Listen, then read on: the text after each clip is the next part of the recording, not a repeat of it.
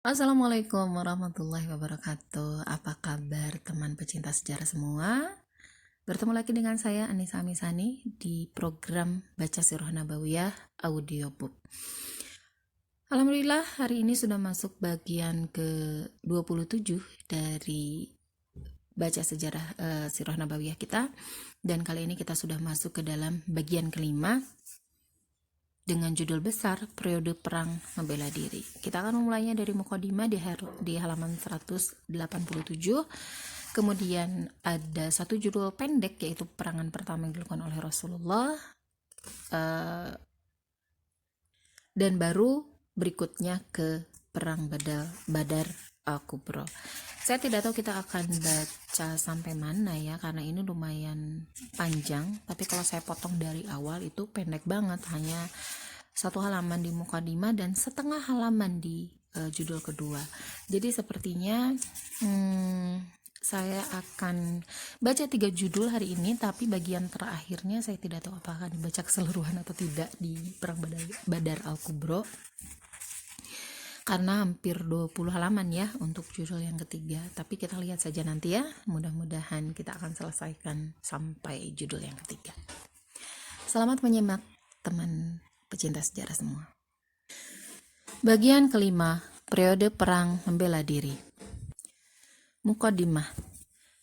Peperangan-peperangan berikut yang kami sebut tahapan perang defensif merupakan peperangan yang memang bersifat membela diri. Masing-masing dari setiap peperangan ini, seperti akan Anda ketahui, merupakan tindak balas atau counter attack terhadap persekongkolan atau permusuhan yang dilancarkan oleh kaum musyrikin. Karena itu, peperangan ini hanyalah mencerminkan salah satu tahapan di antara tahapan-tahapan dakwah Islam di masa Nabi Shallallahu Alaihi Wasallam, bukan mencerminkan hukum final yang menjadi landasan jihad dalam Islam.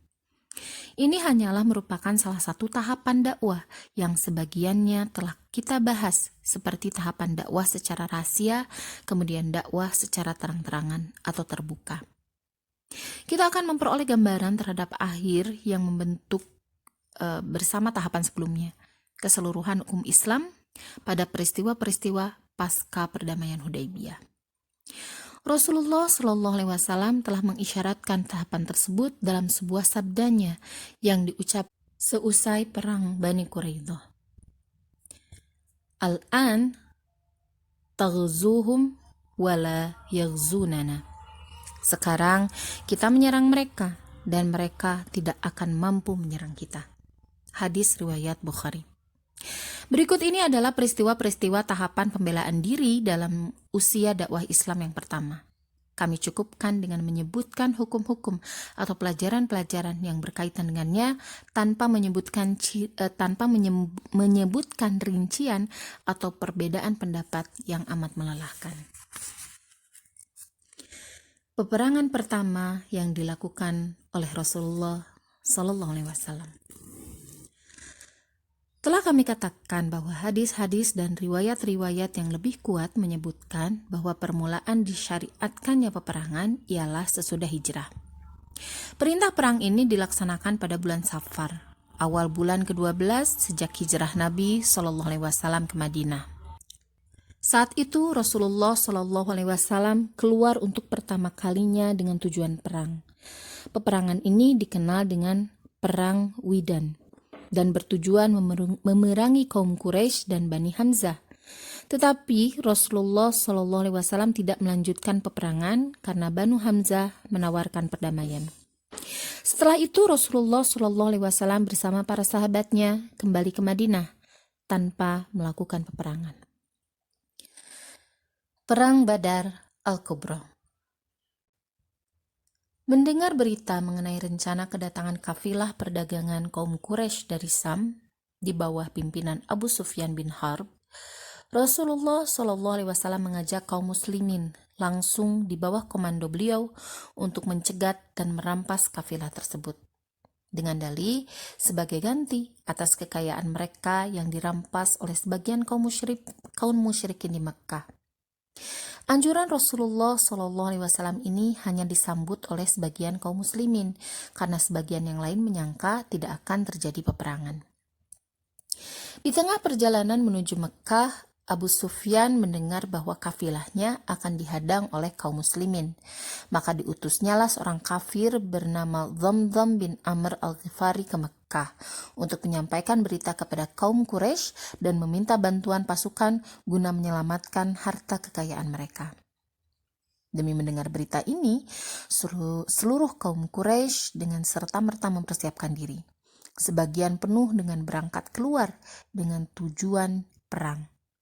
Tak seorang pun dari para tokoh Quraisy yang tertinggal dari keberangkatan pasukan yang berjumlah sekitar 1.000 personil ini. Sementara itu, menurut riwayat Ibnu Ishaq, Rasulullah SAW keluar bersama 314 sahabatnya pada suatu malam di bulan Ramadan dengan membawa 70 ekor unta. Setiap ekor unta ditunggangi secara bergantian oleh 2 atau 3 orang. Mereka tidak mengetahui akan keberangkatan bala bantuan kaum Quraisy tersebut. Dalam pada itu, kafilah Abu Sufyan telah berhasil lolos, meninggalkan dan menyusuri mata air Badr dengan melalui jalan pantai menuju arah Mekah. Akhirnya, ia berhasil menyelamatkan kafilah dan perniagaannya dari ancaman bahaya. Setelah mendengar berita keberangkatan kaum Quraisy, Rasulullah SAW segera meminta pandangan dari para sahabatnya. Kaum Muhajirin mendukung dan memandang baik pendirian beliau. Di antaranya Al-Miqdad bin Amr dengan tegas menyatakan, "Ya Rasulullah, laksanakanlah apa yang telah diperintahkan Allah kepada Anda. Kami tetap bersama Anda."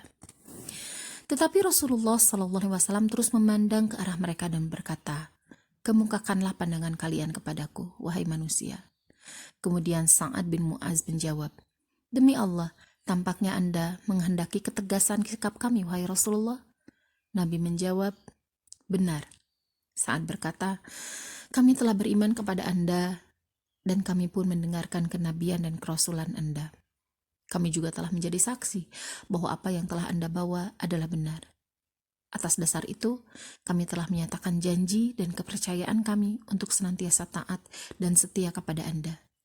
Jalankanlah apa yang Anda kehendaki, kami tetap bersama Anda. Demi Allah, seandainya Anda menghadapi lautan dan Anda terjun ke dalamnya, kami pasti akan terjun bersama Anda." Mendengar jawaban saat ini, Rasulullah SAW merasa puas dan senang.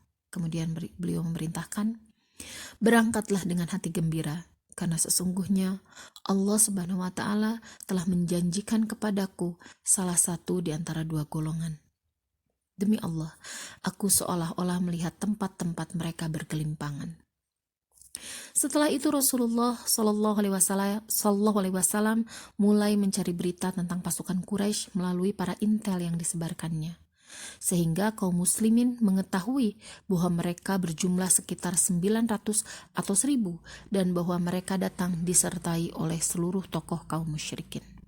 Sebenarnya Abu Sufyan telah mengirim seorang kurir ke Mekah memberitahukan bahwa kafilahnya telah selamat. Tetapi Abu Jahal tetap bersikeras untuk melanjutkan perjalanan sembari mengatakan, "Demi Allah, kami tidak akan pulang sebelum tiba di Badr. Di sana kami akan tinggal selama 3 hari, memotong ternak, makan beramai-ramai, dan minum arak sambil menyaksikan perempuan-perempuan menyanyikan lagu-lagu hiburan. Biarlah seluruh orang Arab mendengar tentang perjalanan kita semua, dan biarlah mereka tetap gentar kepada kita selama-lamanya."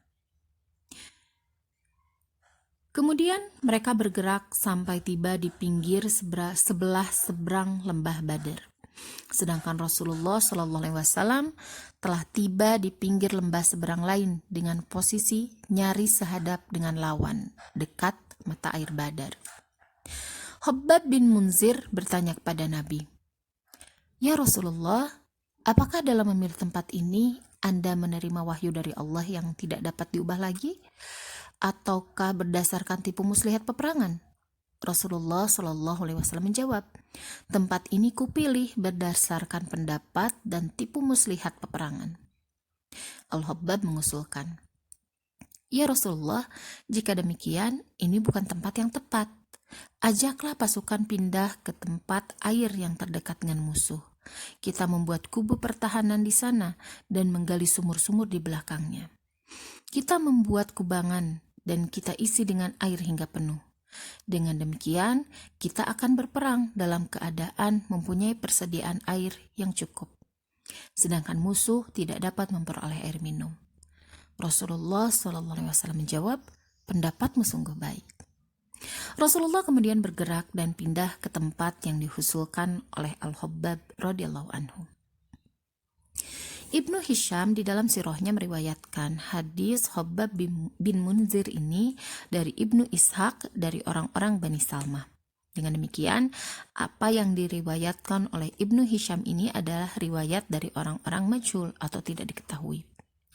Al-Hafiz Ibnu Hajar menyebutkan hadis ini di dalam Al-Isobah dan diriwayatkannya dari Ibnu Ishaq, dari Yazid bin Ruman, dari Urwah bin Zubair di dalam kisah Perang Badar. Sanad ini sahih. Al-Hafiz Ibnu Hajar adalah seorang yang dapat dipercaya atau siqah dalam mengutip dan meriwayatkannya. Lihat di kitab Al-Isobah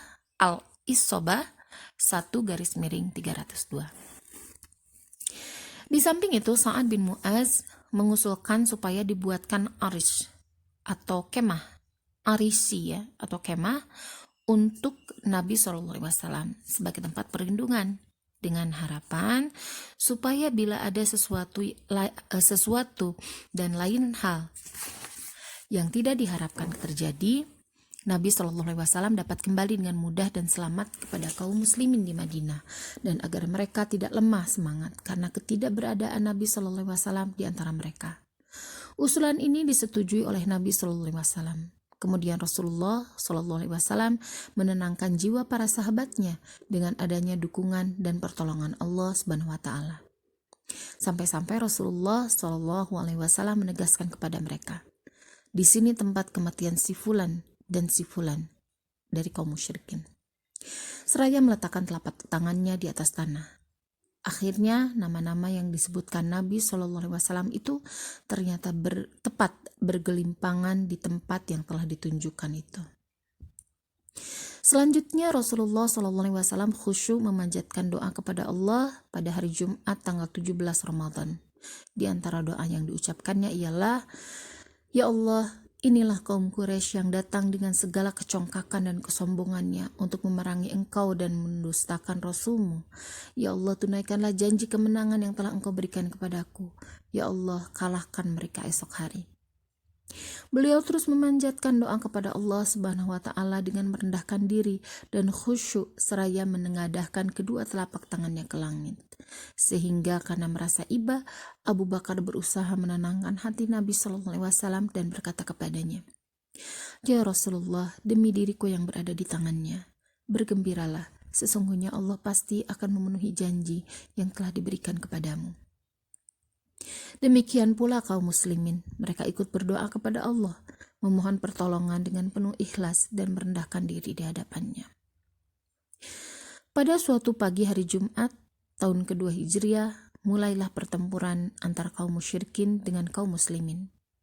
Memulai pertempuran ini, Rasulullah SAW mengambil segenggam kerikil, kemudian dilemparkannya ke arah kaum Quraisy, seraya berkata, Syahatul wujuh, hancurlah wajah-wajah mereka.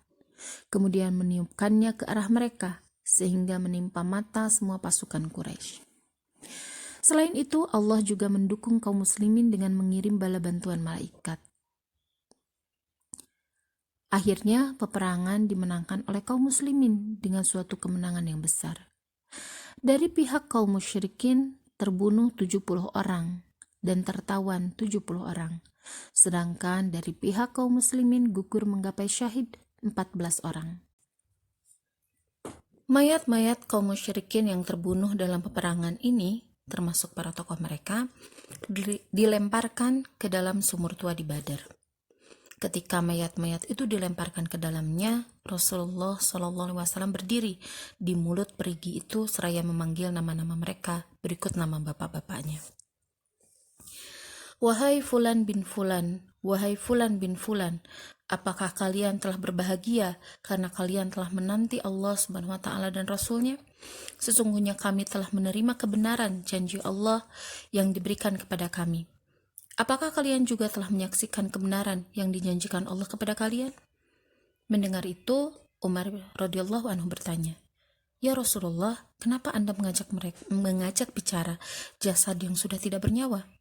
Beliau menjawab, "Demi zat yang diri Muhammad berada di tangannya, kalian tidak lebih mendengar perkataanku daripada mereka." Kemudian Rasulullah Shallallahu Alaihi Wasallam meminta pendapat para sahabat berkenaan dengan masalah tawanan.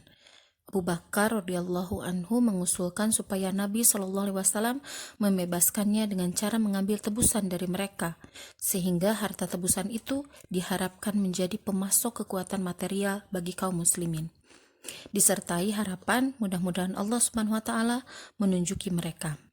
Sementara Umar bin Khattab mengusulkan supaya mereka dibunuh saja karena mereka adalah tokoh dan gembong kekafiran.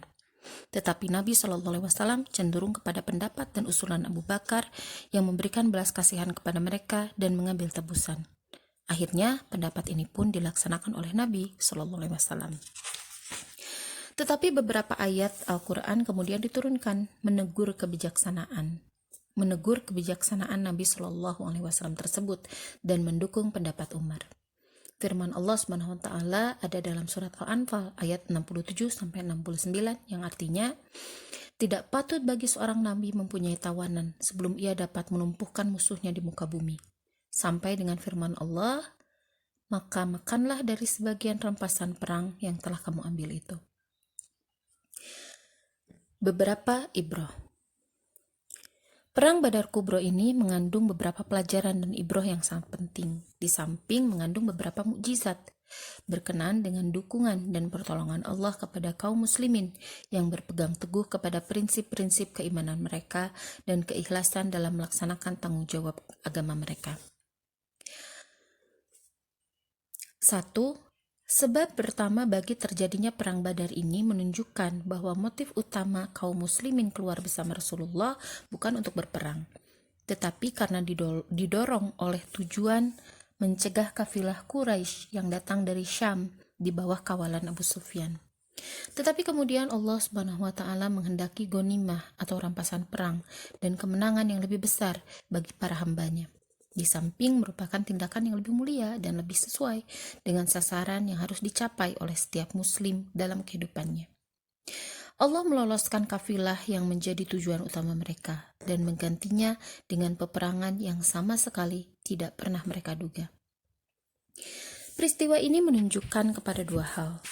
Pertama, bahwa semua harta kekayaan kaum kafir harbi oleh kaum muslimin dianggap sebagai harta yang tidak mulia, boleh dirampas dan dikuasai oleh kaum muslimin manakala mereka mampu mengambilnya. Apa saja yang telah jatuh ke tangan kaum muslimin dianggap telah menjadi milik mereka. Hukum ini telah disepakati oleh para fuqaha. Di samping itu, kaum muhajirin yang telah diusir dari negeri mereka di Mekah merupakan alasan lain untuk merampas kafilah Quraisy, yaitu usaha pengambilan hak sebagai ganti rugi dari kekayaan mereka yang masih tertinggal di Mekah dan dikuasai oleh kaum musyrikin. Kedua, kendati pun tindakan ini dibolehkan, tetapi Allah menghendaki kepada hambanya yang beriman suatu tujuan yang lebih mulia daripada tindakan tersebut dan lebih sesuai dengan tugas dan menjadi sasaran terhadap penciptaan mereka, yaitu berdakwah kepada agama Allah Subhanahu wa taala, jihad di jalannya dan berkorban dengan nyawa dan harta demi meninggikan kalimat Allah Subhanahu wa taala.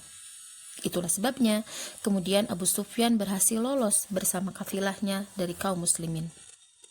Sementara itu, pasukan Quraisy menderita kekalahan besar di medan jihad yang berkecamuk antara kaum muslimin dan kaum musyrikin.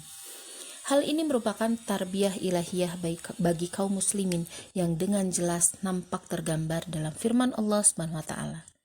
Dan ingatlah ketika Allah menjanjikan kepadamu bahwa salah satu dari dua golongan yang kamu hadapi adalah untukmu, sedang kamu menginginkan bahwa yang tidak mempunyai kekuatan senjatalah yang untukmu. dan Allah menghendaki untuk membenarkan yang benar, membuktikan kebenaran dengan ayat-ayatnya dan memusnahkan orang-orang kafir. Arti dari surat Al-Anfal ayat 7. 2. Kalau kita perhatikan bagaimana Rasulullah Shallallahu Alaihi Wasallam duduk bersama para sahabatnya untuk meminta pandangan mereka dalam menghadapi masalah yang mendadak, yaitu perang, setelah kafilah lolos dari mereka dan muncul sebagai pengganti pasukan berkekuatan senjata, maka dapat dicatat dua pelajaran yang sangat penting. Pelajaran pertama, komitmen Rasulullah Shallallahu Alaihi Wasallam kepada prinsip musyawarah dengan para sahabat. Jika kita telusuri kehidupan Rasulullah Shallallahu Alaihi Wasallam, akan kita temukan bahwa Nabi Shallallahu Alaihi Wasallam selalu berpegang teguh kepada prinsip syura ini dalam menghadapi semua masalah yang tidak ditandaskan secara tegas oleh wahyu Allah Subhanahu Wa Taala. Khususnya masalah-masalah yang berkaitan dengan tadbir atau perencanaan dan siasah syariah atau politik syariat. Oleh sebab itu, kaum muslimin menyepakati bahwa syura dalam masalah yang tidak ditegaskan oleh nas Al-Quran dan As-Sunnah adalah merupakan prinsip perundang-undangan yang tidak boleh diabaikan. Adapun menyangkut masalah yang sudah ditegaskan oleh Al-Quran dan hadis, maka tidak diperlukan lagi adanya syura dan bahkan tidak boleh dikalahkan oleh kekuasaan apapun. Kemudian pelajaran kedua, bahwa kondisi-kondisi peperangan atau perjanjian antara kaum muslimin dengan umat lain boleh tunduk kepada apa yang disebut dengan siasah syariah atau politik syariat atau hukmul imamah, keputusan pemimpin. Sebagai penjelasannya bahwa pensyariatan perdamaian dan perjanjian itu tidak boleh dibatalkan atau dicabut dari hukum syariat Islam. Tetapi bagian-bagian dari bentuk-bentuk pelaksanaannya yang beraneka ragam itu boleh disesuaikan dengan situasi zaman, tempat, dan kondisi kaum muslimin dan musuh mereka. Pengambilan kebijaksanaan ini hanya dilakukan oleh seorang imam yang memiliki pandangan akurat, adil, dan berpegang teguh kepada nilai-nilai agama dan kebijaksanaan yang bersumber dari penguasaan agama yang mendalam serta dilakukannya dengan ikhlas. Di samping harus tetap melakukan syura dengan kaum muslimin dan memanfaatkan berbagai pengalaman dan kemampuan mereka. Jika seorang pemimpin pemerintahan negara Islam berpendapat bahwa sebaiknya kaum muslimin tidak menghadapi musuh mereka dengan kekuatan dan perang, yang pendapatnya ini telah dikaji dengan cermat dan disepakati oleh Majelis Syura, maka dia boleh memilih sikap damai dengan mereka atau musuh. Sikap ini tidak bertentangan dengan nas-nas syariat yang telah ditetapkan, sambil menunggu situasi yang tepat dan cocok untuk melakukan peperangan dan melancarkan jihad. Sebagaimana dia atau imam boleh menggerakkan rakyatnya untuk melakukan peperangan, manakala dia memandang baik untuk melakukannya. Demikianlah kesepakatan yang telah dibuat oleh para fuqaha dan sesuai dengan peristiwa-peristiwa yang terjadi dalam sirah Nabi Shallallahu Alaihi Wasallam. Kecuali jika musuh menyerang kaum muslimin di dalam negeri mereka, maka kaum muslimin wajib melawannya dengan mengerahkan segenap kekuatan, betapapun situasi dan sarana yang mereka miliki. Bahkan, kewajiban itu berlaku bagi semua kaum muslimin, baik lelaki ataupun wanita, yang memenuhi syarat-syarat taklif atau pembebanan yang diembankan sesuai dengan persyaratan. Di samping itu, sebagian fuqaha menetapkan bahwa syura ini diwajibkan, tetapi seorang penguasa atau pemimpin pemerintahan tidak harus mengambil pendapat mayoritas seandainya pendapat mereka bertentangan dengan pendapatnya. Mengenai hal ini, Al-Qurtubi berkata, orang yang meminta pendapat harus memperhatikan berbagai pendapat yang dilontarkan dan mencari yang paling dekat dengan Al-Quran dan As-Sunnah jika memungkinkan. Jika Allah menunjukkannya kepada pendapat lain yang ia kehendaki, maka ia boleh memutuskan dan melaksanakan seraya bertawakal kepada Allah Subhanahu wa Ta'ala. Kemudian ibrah yang ketiga, barangkali timbul pertanyaan, mengapa jawaban Abu Bakar, Umar, dan Al-Miqdad belum memuaskan hati Rasulullah Shallallahu Alaihi Wasallam? tetapi masih terus memandang ke arah mereka sampai Sa'ad bin Mu'az berbicara, kemudian barulah hati Rasulullah merasa puas? Jawabannya bahwa Nabi Shallallahu Alaihi Wasallam hanya ingin mengetahui pendapat kaum Ansor dalam masalah tersebut.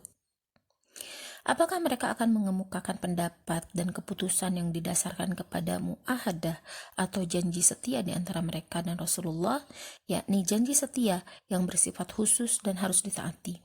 Yang dengan demikian berarti Nabi tidak punya hak untuk memaksa mereka berperang bersamanya dan memberikan pembelaan terhadapnya, kecuali di dalam kota Madinah, sebagaimana dinyatakan pada butir janji setia tersebut.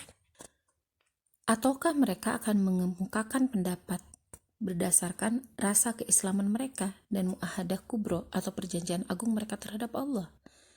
Atas dasar ini berarti Nabi Shallallahu Alaihi Wasallam memiliki hak untuk menjadi penerima amanah di antara mereka guna melaksanakan mu'ahadah kubro tersebut, dan adalah kewajiban mereka memenuhi hak-hak mu'ahadah ini serta melaksanakan tanggung jawabnya secara sempurna.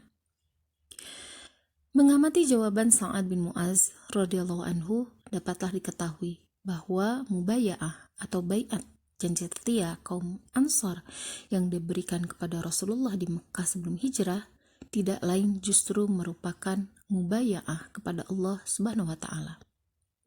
Mereka tidak pernah beranggapan lain ketika memberikan pembelaan kepada Rasulullah setelah berhijrah kepada mereka kecuali sebagai pembelaan terhadap agama dan syariat Allah. Persoalannya bukan sekedar menyangkut nas-nas atau butir-butir tertentu yang telah mereka sepakati bersama Rasulullah, sehingga mereka tidak mau komit dengan hal-hal di luar butir-butir yang telah dibuat. Tetapi persoalannya bahwa dengan mubaya'ah itu berarti mereka telah menandatangani suatu perjanjian agung yang dimuat oleh firman Allah Subhanahu wa taala dalam At-Taubah ayat 111, yang artinya sesungguhnya Allah telah membeli dari orang-orang yang beriman atau mukmin diri dan harta mereka dengan memberikan surga untuk mereka. Mereka berperang di jalan Allah, lalu mereka membunuh atau terbunuh. Itu telah menjadi janji yang benar dari Allah di dalam Taurat, Injil, dan Al-Quran. Siapakah yang lebih menepati janjinya selain daripada Allah? Bergembiralah dengan jual beli yang telah kamu lakukan. Itulah kemenangan yang besar. Oleh sebab itulah Sa'ad bin Mu'az menjawab dengan ucapannya, kami telah beriman kepada Anda dan kami pun membenarkan kenabian dan kerasulan Anda. Kami juga telah menjadi saksi bahwa apa yang Anda bawa adalah kebenaran. Atas dasar itu, kami telah menyatakan janji dan kepercayaan kami untuk taat dan setia kepada Anda. Jalankanlah apa yang Anda kehendaki. Kami tetap bersama Anda, yakni kami tetap berjalan bersama Anda,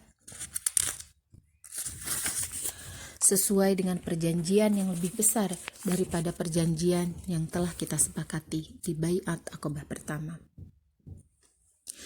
Ibrah yang keempat, dalam melaksanakan jihad dan lainnya, imam dibolehkan menggunakan intel yang disebarkan di kalangan musuh guna membongkar dan mengetahui perencanaan dan kondisi kekuatan mereka. Untuk melaksanakan tujuan ini dibolehkan menggunakan beraneka sarana, asalkan tidak merusak kepentingan yang lebih besar ketimbang sekedar kepentingan mengetahui kondisi lawan. Mungkin sarana itu berupa kerahasiaan atau semacam siasat dan tipu daya peperangan. Semua ini dibolehkan dan baik karena merupakan sarana yang diperlukan untuk kemaslahatan kaum muslimin dan pemeliharaan mereka. Disebutkan di dalam buku-buku sirah bahwa ketika Nabi SAW turun ke dekat Badar, beliau bersama seorang sahabatnya naik unta dan bertemu dengan seorang tua atau syekh dari Arab.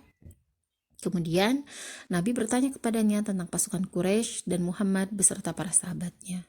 Orang tua itu berkata, "Aku tidak akan menyampaikan berita kepada kalian berdua sebelum kalian menjelaskan kepadaku siapa kalian berdua ini." Nabi berkata, "Kami akan menjelaskan setelah Anda memberikan berita kepada kami." Orang tua itu menyahut, "Apakah ini ditukar dengan itu?" Nabi SAW menjawab, "Ya." Kemudian orang tua itu menjelaskan kepada Nabi SAW apa yang diketahuinya tentang kaum musyrikin dan tentang Nabi SAW beserta para sahabatnya. Setelah selesai menjelaskan, orang tua itu bertanya, "Sekarang, siapakah kalian berdua ini?" Nabi Shallallahu Alaihi Wasallam menjawab, "Kami dari air." Kemudian Nabi Shallallahu Alaihi Wasallam meninggalkannya. Akhirnya orang tua itu bertanya-tanya, "Dari air mana? Apakah dari air Irak?" Ibroh yang kelima, pembagian tindakan Nabi Shallallahu Alaihi Wasallam, yaitu dialog yang berangsur antara Nabi Shallallahu Alaihi Wasallam dan Khabbab bin Munzir. Dan hadis ini sanadnya sahih tentang penempatan pasukan, menunjukkan bahwa tindakan-tindakan Nabi Shallallahu Alaihi Wasallam tidak semuanya bernilai tasyri' atau menjadi syariat. Bahkan dalam banyak hal, Nabi Shallallahu Alaihi Wasallam sering bertindak dalam statusnya sebagai manusia biasa yang berpikir dan membuat perencanaan. Tidak diragukan lagi bahwa kita tidak diwajibkan selalu mengikut Nabi Shallallahu Alaihi Wasallam dalam tindakan-tindakan beliau ini. Di antaranya ialah tindakan Nabi Shallallahu Alaihi Wasallam dalam menentukan tempat dalam peperangan ini. Seperti telah diketahui bahwa Khabbab mengusulkan supaya Nabi Shallallahu Alaihi Wasallam pindah ke tempat lain, dan Nabi pun menyetujuinya. Usulan Khabbab ini dikemukakan kepada Nabi setelah mendapatkan penegasan bahwa pilihan Nabi terhadap tempat tersebut bukan atas perintah wahyu Allah Subhanahu wa taala. Banyak tindakan Nabi Shallallahu Alaihi Wasallam yang masuk ke dalam kategori siyasah syariah, politik syariat, sebagai imam dan kepala negara, bukan sebagai rasul yang menyampaikan wahyu dari Allah. Seperti dalam hal pemberian dan perencanaan militernya. Masalah ini oleh para fuqaha dibahas secara detail yang tidak mungkin kami kemukakan dalam kesempatan ini. Berikutnya adalah ibroh ke-6, pentingnya merendahkan diri kepada Allah dan meminta dengan sangat kepadanya. Seperti telah diketahui bahwa Nabi Shallallahu Alaihi Wasallam menenangkan hati para sahabatnya dengan menegaskan bahwa kemenangan berada pada pihak kaum muslimin.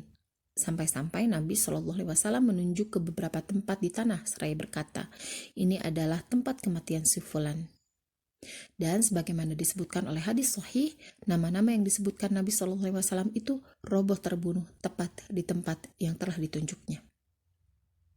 Sekalipun demikian, Nabi Shallallahu Alaihi Wasallam tetap berdiri sepanjang malam Jumat itu di dalam kemah yang dibuat khusus bagi beliau, memanjatkan doa kepada Allah Subhanahu Wa Taala dengan penuh khusyuk dan merendahkan diri serta menengadahkan kedua telapak tangan ke langit, memohon kepada Allah Subhanahu Wa Taala agar pertolongan yang dijanjikannya itu ditunaikan. Dalam munajat ini bahkan Nabi Shallallahu Alaihi Wasallam sampai tidak menyadari kalau selendangnya terjatuh, sehingga Abu Bakar merasa kasihan terhadapnya, kemudian memberanikan diri berkata kepada Nabi Shallallahu Alaihi Wasallam, "Cukup ya Rasulullah, sesungguhnya Allah Subhanahu Wa Taala pasti akan menunaikan janjinya yang telah diberikan kepadamu." Mengapa Nabi Shallallahu Alaihi Wasallam sampai merendahkan dirinya sedemikian rupa di hadapan Allah Subhanahu Wa Taala, padahal beliau telah yakin akan mendapatkan pertolongan, sampai beliau mengatakan, "Seolah-olah aku melihat tempat kematian mereka." Bahkan Nabi Shallallahu Alaihi Wasallam menentukan beberapa tempat kematian mereka di tanah. Jawabannya, bahwa keyakinan dan keimanan Nabi Shallallahu Alaihi Wasallam terhadap kemenangan hanyalah merupakan pembenarannya kepada janji yang telah diberikan Allah kepada Rasul-Nya. Tidak diragukan lagi bahwa Allah Subhanahu Wa Taala tidak akan menyalahi janji. Atau mungkin Nabi Shallallahu Alaihi Wasallam diberi kabar kemenangan itu di tengah peristiwa itu. Adapun kekhusyuan Nabi Shallallahu Alaihi Wasallam dalam berdoa dan menengadahkan kedua telapak tangannya ke langit, maka hal itu sudah menjadi tugas ubudiyah yang menjadi tujuan penciptaan manusia. Dan itulah harga kemenangan secara kontan. Kemenangan itu tiada lain, betapapun didukung oleh sarana dan perjuangan yang baik, hanyalah berasal dari Allah Subhanahu Wa Taala dan dengan persetujuannya. Allah Subhanahu Wa Taala tidak mengizinkan kita kecuali menjadi hambanya, baik secara tabi'i atau ikhtiari, terpaksa ataupun tidak. Tidak ada sesuatu yang lebih besar untuk mendekatkan diri kepada Allah kecuali sikap ubudiyah kepadanya. Tidak ada perantara yang lebih diterima oleh Allah selain daripada perendah dirian sedemikian rupa melalui ubudiyah di hadapan Allah Subhanahu wa taala. Segala bentuk musibah dan bencana yang menimpa manusia dalam kehidupan ini tiada lain hanyalah merupakan peringatan yang menyadarkan terhadap kewajiban ubudiyah kepada Allah Subhanahu wa taala dan mengingatkannya kepada keagungan dan kekuasaan Allah yang Maha Besar. Agar manusia lari menuju Allah Subhanahu wa taala dan menyatakan segala kelemahannya di hadapan Allah Subhanahu wa taala serta memohon perlindungan kepadanya dari segala fitnah dan cobaan. Apabila manusia telah menyadari hakikat ini dan menghayatinya, maka dia telah sampai pada puncak yang diperintahkan Allah Subhanahu wa taala kepada semua hambanya. Ubudiyah yang tercermin dalam kehusyuan Nabi SAW meminta kemenangan kepada Allah merupakan harga yang berhak mendapatkan dukungan ilahi yang maha agung di dalam pertempuran tersebut. Hal ini secara tegas dinyatakan oleh ayat berikut. Ingatlah ketika kamu memohon pertolongan kepada Robmu lalu diperkenankannya bagimu.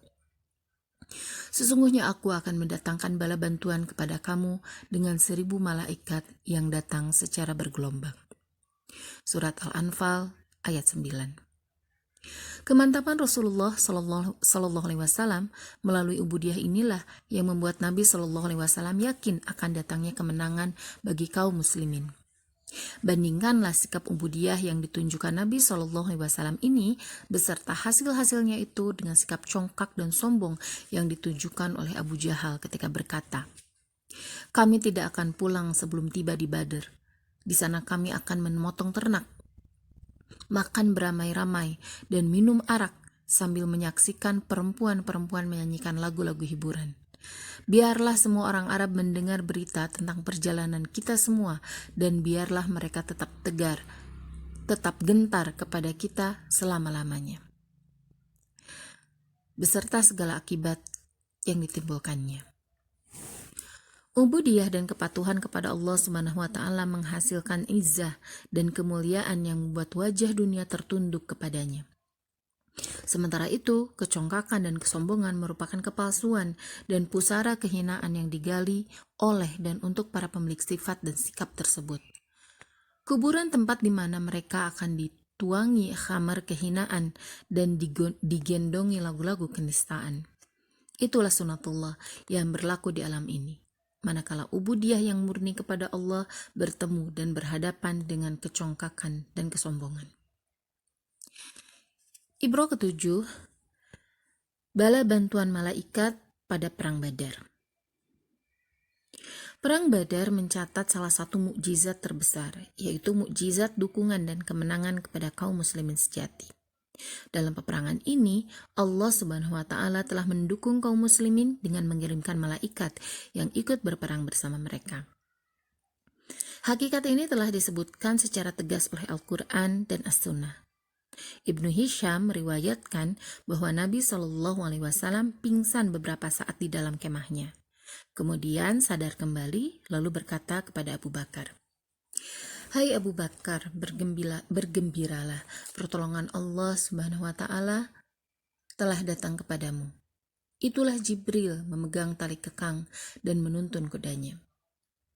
Turunnya para malaikat untuk berperang bersama kaum muslimin hanyalah merupakan peneguhan hati kaum muslimin dan jawabannya secara empirik atau istijabah hissiyah terhadap istighosah atau permohonan pertolongan demi menghadapi peperangan pertama di jalan Allah Subhanahu wa taala melawan musuh yang jumlahnya 3 kali lipat lebih banyak. Sesungguhnya kemenangan itu semata-mata datangnya dari Allah. Para malaikat itu sendiri tidak memiliki pengaruh secara langsung atau ta'thir zati. Sebagai penjelasan terhadap masalah ini, maka Allah Subhanahu wa taala berfirman menjelaskan turunnya malaikat. Dan Allah Subhanahu wa taala tidak menjadikannya, maksudnya mengirim bala bantuan malaikat, melainkan sebagai kabar gembira dan agar hatimu menjadi tentram karenanya. Dan kemenangan itu hanyalah dari sisi Allah Subhanahu wa taala. Sesungguhnya Allah Subhanahu wa taala Maha Perkasa lagi Maha Bijaksana. Quran Surat Al-Anfal ayat 10. Ibrah yang ke-8.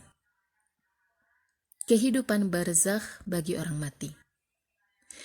Berdirinya Rasulullah Shallallahu Alaihi Wasallam di mulut sumur seraya menyebut dan memanggil nama mayat-mayat kaum musyrikin dan mengajaknya berbicara, juga jawaban Rasulullah Shallallahu Alaihi Wasallam terhadap pertanyaan Umar radhiyallahu anhu pada saat itu merupakan dalil yang tegas bahwa orang-orang yang sudah meninggal memiliki kehidupan ruhani secara khusus.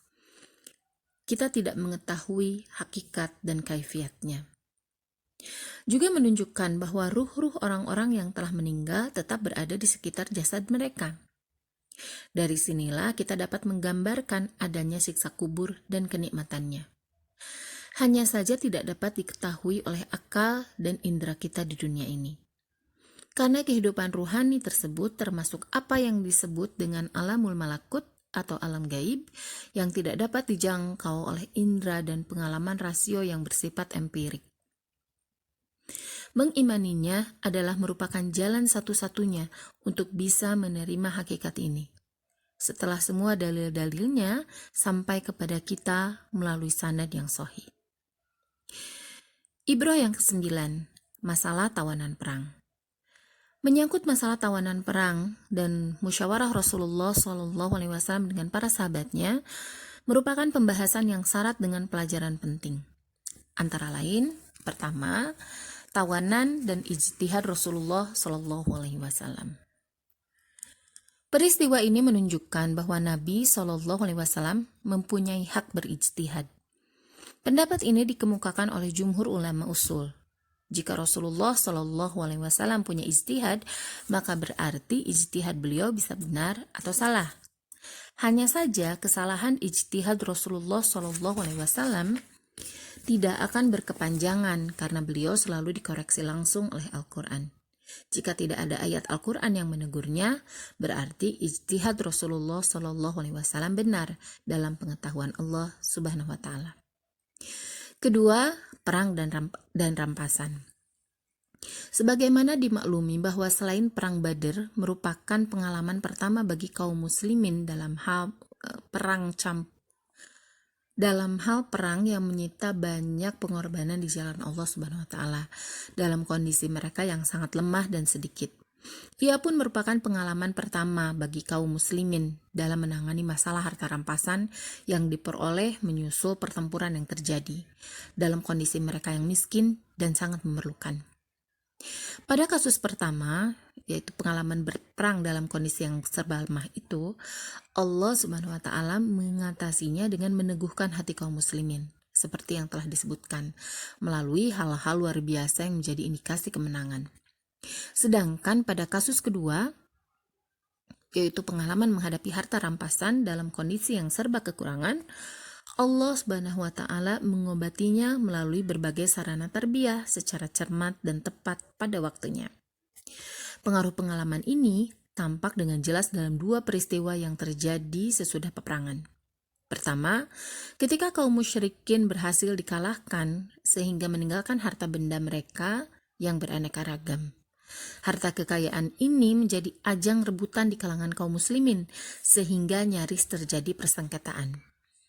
Karena hukum tentang pembagian harta rampasan belum diturunkan, maka mereka pergi menemui Rasulullah SAW menanyakan dan meminta keputusan terhadap perselisihan yang terjadi. Pada saat itu turunlah firman Allah Subhanahu wa Ta'ala. Mereka menanyakan kepadamu tentang pembagian harta rampasan perang. Katakanlah, harta rampasan perang itu kepunyaan Allah dan Rasul-Nya. Sebab itu bertakwalah kepada Allah dan perbaikilah hubungan di antara sesamamu, serta taatlah kepada Allah dan Rasul-Nya jika kamu adalah orang-orang yang beriman. Sesungguhnya orang-orang yang beriman itu adalah mereka yang apabila disebut Allah, bergetarlah hati mereka. Dan apabila dibacakan kepada mereka ayat-ayatnya, bertambahlah iman mereka karenanya. Dan kepada Roblah mereka bertawakal. Surat Al-Anfal ayat 1-2. Di dalam kedua ayat ini tidak terdapat jawaban bagi pertanyaan mereka, tetapi justru memalingkan mereka dari masalah yang mereka tanyakan. Karena harta rampasan perang itu bukan milik salah seorang pun di antara mereka, melainkan semata-mata milik Allah Subhanahu wa Ta'ala dan Rasul-Nya. Sebaliknya, mereka harus memperbaiki dan menyelesaikan pertentangan yang terjadi di antara mereka, mentaati perintah-perintah Allah Subhanahu wa Ta'ala dan menjauhi larangan-larangannya. Itulah tugas mereka. Adapun soal harta dan dunia, maka harus diserahkan kepada Allah Subhanahu wa Ta'ala sepenuhnya. Setelah kaum muslimin mengikuti dan melaksanakan kandungan kedua ayat tersebut, serta mengakhiri pertentangan dan perselisihan yang terjadi, barulah diturunkan ayat-ayat lainnya yang menetapkan cara pembagian harta rampasan perang kepada para mujahidin. Ini merupakan sarana tarbiyah yang sangat tepat dan baik. Kasus kedua, yaitu ketika Rasulullah Shallallahu Alaihi Wasallam meminta pendapat dari para sahabatnya mengenai tawanan perang. Hampir semua sahabat menyetujui pembebasan para tawanan dengan penebusan. Pertimbangan mereka ialah: pertama, menunjukkan rasa belas kasih kepada para tawanan dengan harapan mereka akan tergugah untuk beriman kepada Allah. Kedua, sebagai ganti dari harta kaum muhajirin yang tertinggal di Mekah dengan harapan akan dapat membantu memperbaiki kondisi ekonomi mereka. Kecenderungan Rasulullah Shallallahu Alaihi Wasallam kepada pendapat ini menunjukkan rasa belas kasih Rasulullah Shallallahu Alaihi Wasallam kepada para sahabatnya. Perasaan belas kasih inilah yang mendorong Nabi untuk mengangkat kedua tangannya, memanjatkan doa buat kaum muhajirin ketika beliau melihat mereka berangkat menuju Badar dalam kondisi yang serba kekurangan. Ya Allah, mereka berjalan tanpa alas kaki, maka ringankanlah langkah mereka. Ya Allah, mereka kekurangan pakaian, anugerahkanlah mereka pakaian. Ya Allah, mereka itu lapar, maka kenyangkanlah mereka. Tetapi hikmah ilahiyah tidak menyetujui kaum muslimin menjadikan harta benda sebagai ukuran atau bagian dari ukuran dalam memutuskan perkara-perkara mereka yang terbesar, yang harus semata-mata didasarkan kepada pandangan agama betapapun kondisi yang dihadapi. Sebab jika pandangan materialistik itu dibiarkan pada saat mereka menghadapi pengalaman pertama dalam masalah seperti ini, dikhawatirkan hal tersebut akan menjadi kaidah yang baku, sehingga pertimbangan materialistik tersebut akan menghancurkan hukum-hukum yang harus tetap bersih, tidak tercampuri oleh tujuan-tujuan duniawi. Adalah susah bagi orang yang telah jauh tenggelam ke dalam lumpur dunia untuk kembali membebaskan diri dari liputannya. Imam Muslim meriwayatkan dari Umar bin Khattab radhiyallahu anhu, ia berkata, "Aku masuk menemui Rasulullah Shallallahu Alaihi Wasallam setelah beliau memutuskan penembusan tawanan. Tiba-tiba aku dapati Rasulullah Shallallahu Alaihi Wasallam bersama Abu Bakar sedang menangis. Aku bertanya, wahai Rasulullah, ceritakanlah kepadaku, kenapakah Anda dan sahabat Anda menangis? Jika aku dapati alasan untuk menangis, maka aku akan menangis. Jika tidak ada alasan untuk menangis, maka aku akan memaksakan diri untuk menangis karena tangis Anda berdua." Jawab Rasulullah Shallallahu Alaihi Wasallam, "Aku menangis karena usulan pengambilan tebusan yang diajukan oleh para sahabatmu kepadaku. Padahal siksa mereka telah diajukan kepadaku lebih dekat dari pohon ini." Pohon di dekat Nabi Shallallahu Alaihi Wasallam. Kemudian Allah Subhanahu Wa Taala menurunkan firman-Nya, "Tidak patut bagi seorang nabi mempunyai tawanan sebelum ia dapat melumpuhkan musuhnya di muka bumi." Sampai firman Allah, "Maka makanlah dari sebagian rampasan perang yang telah kamu ambil itu." Demikian Sirah Nabawiyah bagian ke-27, dan alhamdulillah telah dibacakan sampai halaman 205. Terima kasih sudah menyimak bagian ini yang lumayan panjang ya, lebih dari 40 menit, tetapi mudah-mudahan membawa hikmah yang juga banyak bagi kita untuk bekal kita kehidupan sehari-hari, di kehidupan sehari-hari. Sekali lagi terima kasih dan mohon maaf jika ada kekurangan, dan seperti biasa jangan lupa untuk subscribe bagi yang belum, kemudian like, komen, dan share agar semakin banyak orang yang bergabung dengan kita menyimak kisah Rasulullah Shallallahu Alaihi Wasallam yang luar biasa. Sekali lagi terima kasih. Wassalamualaikum warahmatullahi wabarakatuh.